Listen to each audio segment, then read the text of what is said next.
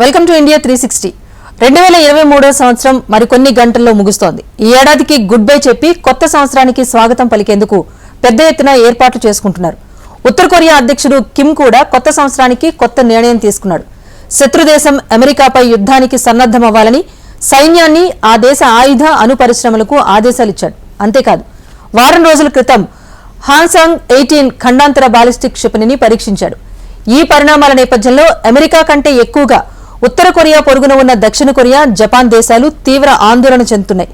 నిజంగానే కిమ్ అనుకున్నంత పని చేస్తాడా? అమెరికాపై యుద్ధానికి దిగుతాడా? What the story? కిమ్ యుద్ధానికి సిద్ధమవుతున్నారా? సైన్యానికి కిమ్ ఎలాంటి ఆదేశాలు జారీ చేశారు? జపాన్, దక్షిణ కొరియా టెన్షన్ ఏంటి? 2023 సంవత్సరానికి గుడ్ బై చెప్పేందుకు ప్రపంచమంతా రెడీ అవుతోంది. కొత్త ఆశలు, ఆకాంక్షలు, ఆశయాలతో 2024కు స్వాగతం పలికేందుకు సర్వం సిద్ధం చేసుకున్నారు. కొందరు సంబరాలు జరుపుకుంటే మరికొందరు వ్యూహాలను సిద్ధం చేసుకుంటున్నారు. కానీ ఓ వ్యక్తి మాత్రం దారుణమైన వ్యూహాన్ని సిద్ధం చేసుకున్నాడు. అమెరికా, దక్షిణ కొరియా, జపాన్ పై నిత్యం నిప్పులు చెరిగే ఉత్తర కొరియా సుప్రీం లీడర్, ఆధునిక నియంత కిమ్ జోంగ్ ఉన్ సైన్యానికి కొత్త ఆదేశాలను జారీ చేశారు. యుద్ధం ఏర్పాట్లను వేగవంతం చేయాలని సైన్యాన్ని కిమ్ కోరాడు. ఉత్తర కొరియా వార్షిక సమీక్ష సందర్భంగా కిమ్ ఈ నిర్ణయం తీసుకున్నారు. రహస్య దేశం ఉత్తర కొరియా అధినేత 2023లో చేపట్టిన పనులన్నింటినీ కిమ్ ప్రభుత్వం తిరిగి పరిశీలిస్తుంది. అంతేకాదు, వచ్చే ఏడాది బడ్జెట్, ఎజెండా ప్లాన్లను కూడా ఇప్పుడే సిద్ధం చేస్తుంది. ఈ సమావేశంలోనే యుద్ధ సన్నద్ధత ఆర్డర్ ని కిమ్ జారీ చేశారు. ఏ క్షణంలోనైనా యుద్ధం వచ్చినా పోరాడేందుకు సిద్ధంగా ఉండాలని సూచించారు. యునైటెడ్ స్టేట్స్ ఘర్షణాత్మక ఎత్తుగడలను తీవ్రంగా పెంచిందని, ఆ దేశాన్ని ఎదుర్కొనాలంటే యుద్ధం ఎప్పుడు వచ్చినా రెడీగా ఉండాలని సైన్యాన్ని ఆదేశించారు. సింపుల్ గా చెప్పాలంటే అమెరికా, దక్షిణ కొరియా, జపాన్ దేశాలను రెచ్చగొట్టే ప్లాన్లను ఉత్తర కొరియా అధ్యక్షుడు సిద్ధం చేస్తున్నారన్నమాట. నిజానికి డిసెంబర్ చివరి వారం వచ్చిందంటే నార్త్ కొరియా రాజధాని ప్యాంగ్యాంగ్ ఫుల్ బిజీగా ఉంటుంది. సీనియర్ కమ్యూనిస్టు నాయకులు దేశంలో ఎక్కడున్నా తమ లగ్జరీ కార్లు, మెర్సిడెస్ బెంజ్ రాజధానికి చేరుకుంటారు. సాంకేతికంగా ఉత్తర కొరియాలో లగ్జరీ కార్లపై నిషేధం అమల్లో ఉంది. దీనికి కారణం లగ్జరీ గూడ్స్ దిగుమతులు చేసుకోకుండా ఉత్తర కొరియాపై పశ్చిమ దేశాలు ఆంక్షలను విధించాయి. కానీ నార్త్ కొరియా ఉన్నతాధికారులకు మాత్రం లగ్జరీ కార్లలో తిరుగుతున్నారు. సాధారణంగా వార్షిక సమీక్షకు వర్కర్స్ పార్టీకి చెందిన సీనియర్ నాయకులందరూ హాజరవుతారు. ఏటా పార్టీ సెంట్రల్ కమిటీ సర్వసభ్య సమావేశాన్ని నిర్వహిస్తారు. ఈ ఏడాది కూడా అలానే ప్లీనరీ మీటింగ్ నిర్వహిస్తున్నారు. ఈ సందర్భంగా సీనియర్ లీడర్లు తమ నివేదికలను సమర్పిస్తారు. అంతేకాదు, తమ supreme leader Kim Jong Un అద్భుతమైన విధానాలపై ఖచ్చితంగా ప్రశంసలు కురిపిస్తారు. కిమ్ మీటింగ్ హాల్లోకి వస్తే అక్కడి నాయకులకు పూనకాలు వచ్చి ఊగిపోతారు. ఎంతో ఉత్సాహంగా తమ అభిమానాన్ని, భక్తిని చాటుకుంటారు. అలా చేయకపోతే ఉత్తర కొరియాలో దేశ వ్యతిరేకులుగా ముద్ర వేస్తారు. సెంట్రల్ హాల్లోకి వచ్చిన కిమ్ కూర్చోండి అని చేత్తో సిగ్నల్ ఇచ్చే వరకు అలా అరుస్తూ చప్పట్లతో హోరెత్తిస్తారు. సింపుల్ గా ఒక రాక్ స్టార్ లాగా ప్రేక్షకుల్ని నిశ్శబ్దంగా ఉండమని చెప్పినట్టుగా ఉంటుంది.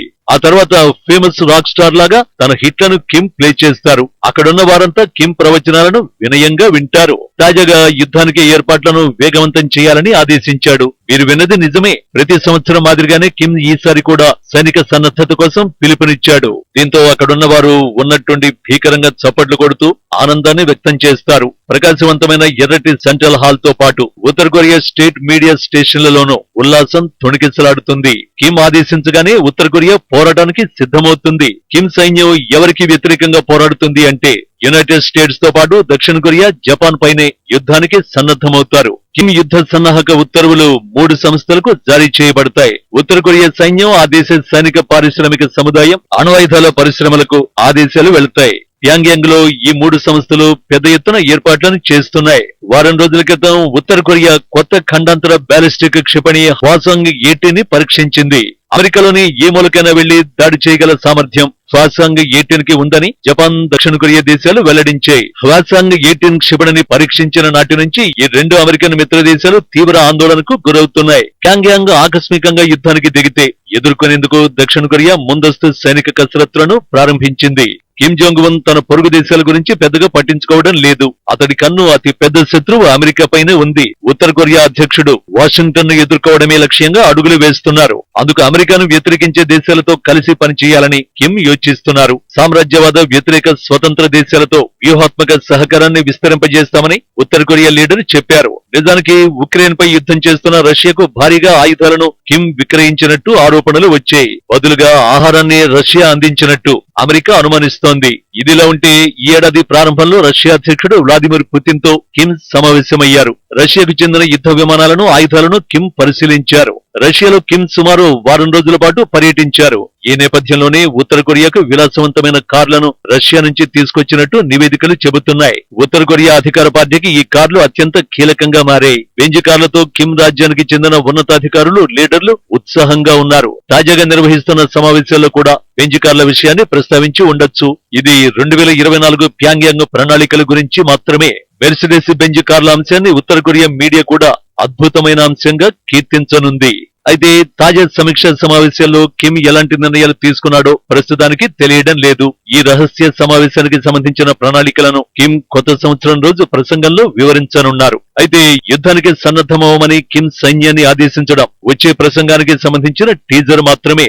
అసలు విషయాలు కిమ్ ప్రసంగంలో వెల్లడించనున్నారు. నిజానికి దేశాధ్యక్షుడిగా కిమ్ జోంగ్ ఉన్ బాధ్యతలు చేపట్టిన నాటి నుంచి అమెరికాపై నిప్పులు చెరుగుతున్నాడు. అప్పటి నుంచి అమెరికానే లక్ష్యంగా భారీ అణు పరీక్షలకు శ్రీకారం చుట్టాడు. 2006, 2009, 2013, 2016, 2017లో అణు పరీక్షలను నిర్వహించింది.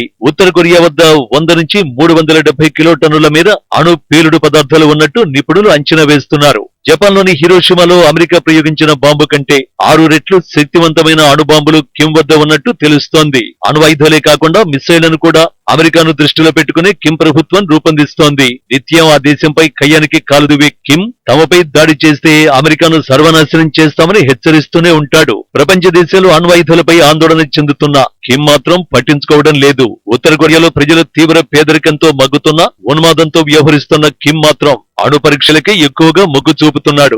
దేశంలో నెలకొంటున్న దుర్భిక్ష పరిస్థితుల్ని కిమ్ పట్టించుకోవడం లేదు. కిమ్ నిర్వహిస్తున్న అణు పరీక్షల కారణంగా అమెరికా, మిత్ర దేశాల నుంచి భారీ ఆంక్షలను ఎదుర్కొంటున్నారు. ఇప్పటికే ఉత్తర కొరియాపై 2171 ఆంక్షలు ఉన్నాయి. ఈ ఆంక్షల కారణంగా అక్కడి ప్రజలు తీవ్ర కష్టాలను ఎదుర్కొంటున్నారు. తినడానికి తిండి లేక విలవిలలాడుతున్నారు. పేదరికం ఎదుర్కొంటున్న దేశాల్లో కిమ్ రాజ్యం టాప్ లో ఉంది.